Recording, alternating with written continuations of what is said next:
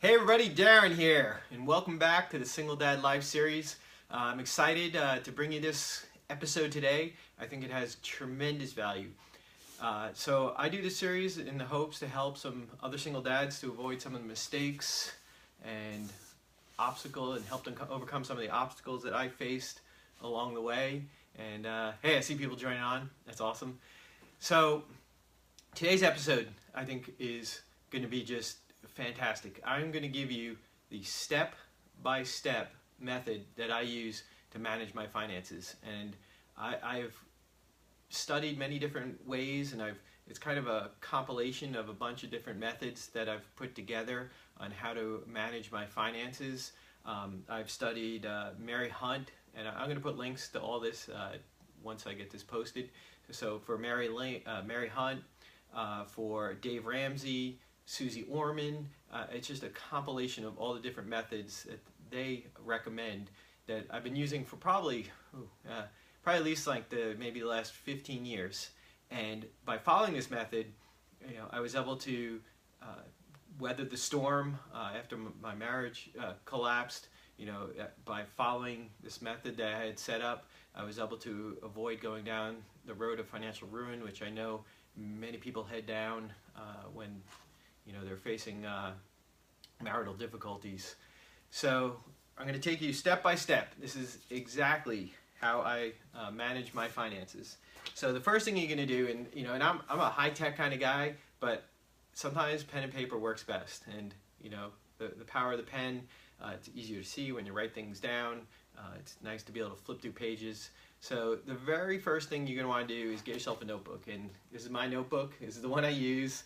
I know I'm kind of a geek. I love superheroes. So this is my notebook. It's a loose leaf binder, so that you can put more pages in as you fill them up. And then what you're going to do is you're going to get 5 tabs. So you want to have the tabs for each, so you can divide up each different section. So the first thing I do is I keep my budget here. So I like to reference it back, see I'm doing for the month every once in a while, just to make sure that I'm not overspending somewhere. And I get paid on the 1st and the 15th of every month. So what I do is I take my budget and I make 2 more pages for the 1st of the month and for the 15th of the month. And I break everything in half, or I figure out when the certain payment is going to be due, and I try to balance it out so that I make sure that I have enough money coming in to cover each expense, each of my monthly expenses, based on the 1st or the 15th of the month. So that's my very first section, is basically the budget overview. The next section, and I'll try to go a little slow. I know I sometimes speak fast. I'm from New York. It's just the way we talk. So taking notes and getting this all written down is fantastic, but you don't need to, because I'm going to do a blog post, and this video will be within that blog post, and I'll make sure I post that as well so you guys have access to it. So the next section is the expense chart. So what I do is I try to keep track of my expenses. I don't track. I used to track, actually, one time. I track like every single penny. If I bought a $2 cup of coffee, I'd keep track of it. But what I do is I put my weekly expenses. I put expenses that are kind of out of the norm, and I make sure that I track them all. So, Mother's Day's coming up. If you spend money on flowers or gift for your mom, I try to keep track of these things, and it's in 4 columns when I track it. So I put the date, the expense, the category, and the amount. So, and then every 2 weeks when I go to pay my bills, I take a look, make sure I didn't go out of control with my spending. So that's section 2. Section 3, and I'm quite fortunate, and as you can see, it's empty. Section 3 used to be where I tracked all of my debt, and probably maybe 5 to 10 years ago, following this method, I paid off all my debt. I've been debt-free.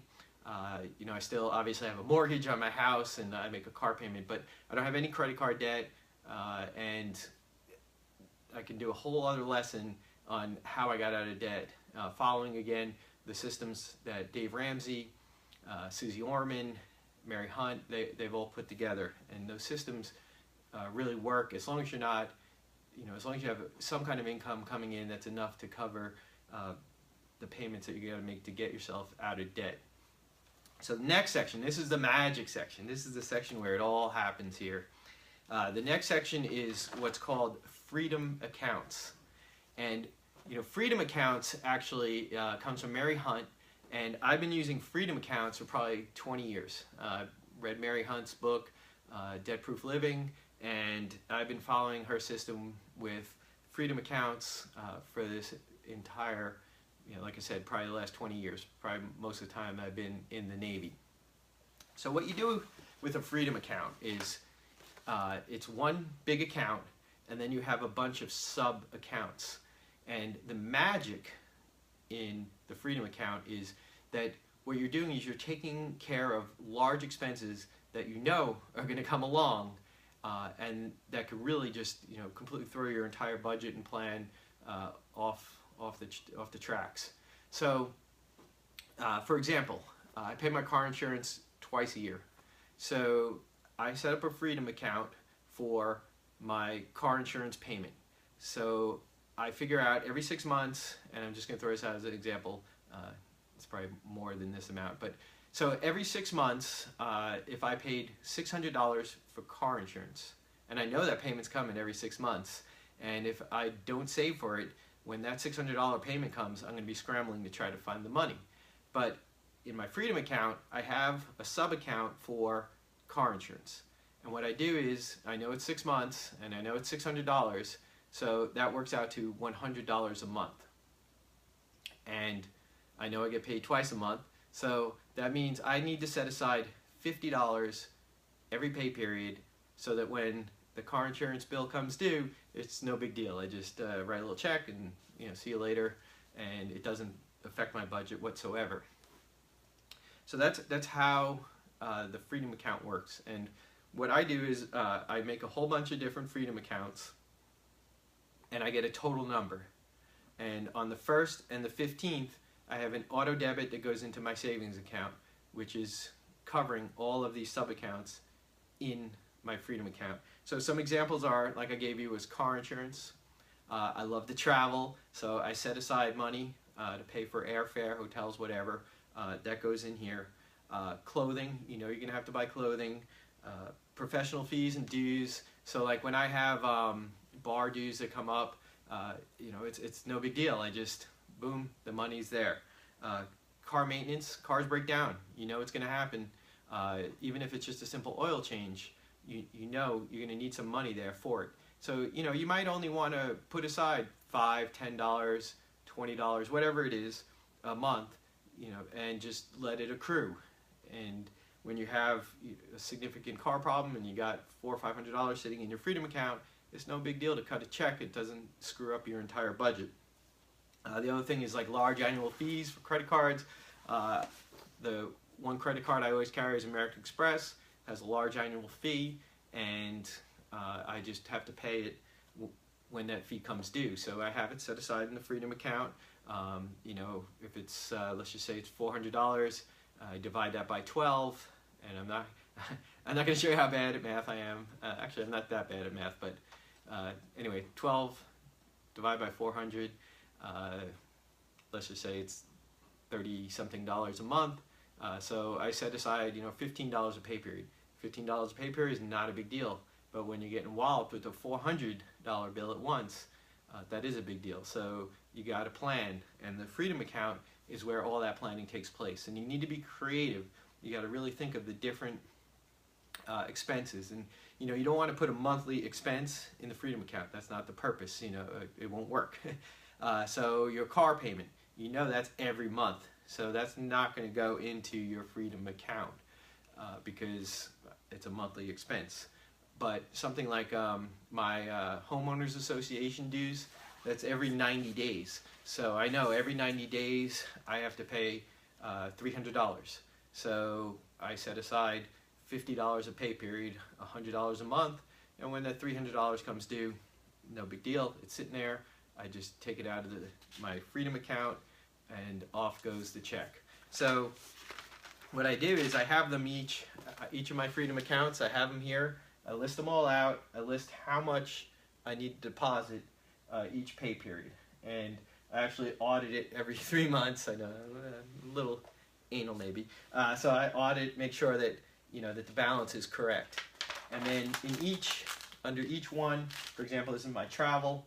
I put the date where either money comes in or goes out, the action, whether it's a deposit or a debit, how much goes in, how much goes out, and I keep a running balance. And I do that for all the different Freedom accounts that I have, and that's how I make sure that my budget doesn't suddenly just take a huge hit, because this really is a lifesaver. This is what changed the game for me, was being able to account for those huge expenses that come in. They're coming in every 6 months to a year, so it allows you to save for them. It's just a matter of being able to project which ones you're going to want to put in your Freedom account. The final tab, tab 5. Tab 5 is my monthly payments, and what I do is I do the 1st and the 15th. I have 2 columns in here for the 1st and the 15th. When the 1st comes, this is where I pay my bills. So this is how I use my budget. So on the 1st of each month, what I do is I'll first put my Freedom accounts. I always pay myself first because I feel like I'm important, I worked hard, and I deserve to get paid, before all these creditors and other people I owe money to, like the electric company, my mortgage company. So what I do is Freedom account first, and like I said, that's an auto debit. So that money, I get paid, that money goes into a different account. Next, I have another account, and that's my rainy day fund. And this is another lifesaver. Now this one takes a long time to build up, and what I recommend is you try to save up 2 months of your salary and just have it stashed away just in case a catastrophe hits. You need a significant amount of money, something really bad happens. So that's my rainy day fund, and I recommend you start small, like $25 a pay period. Just set it aside, again, have it auto debit into another account, and it'll slowly grow. I mean, $25, if you're getting paid twice a month, that's $600 a year. It starts to add up, after 10 years it's $6,000, but as you get better at this, you're going to be able to set more money aside, and then eventually you'll be able to set enough aside that you can have your rainy day fund with 2 months of your salary safely stashed away for something significant. God forbid it happens.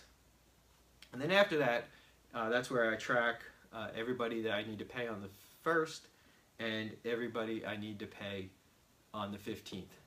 So like I said, this is a compilation of methods recommended by Dave Ramsey. I think he has the envelope method. Mary Hunt, that's where I got the Freedom accounts. Susie Orman, just some of the basic finances. And I hope this helps. I think that this is a great system. It's allowed me to stay on track and not have my finances collapse through some very difficult times. And if anybody has questions, feel free.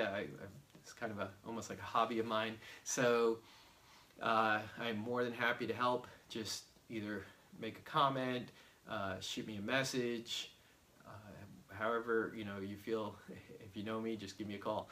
Anyway, I hope you guys found this helpful. I really appreciate everybody coming along on this adventure for the Single Dad Life series, and I'm going to keep this going. I've got more financial tips for you. Have best ways to save money and cut expenses. I've got more mindset information. I've got more fitness information. So we're going to just keep this train rolling. Anyway, thanks again. I'll see you all soon.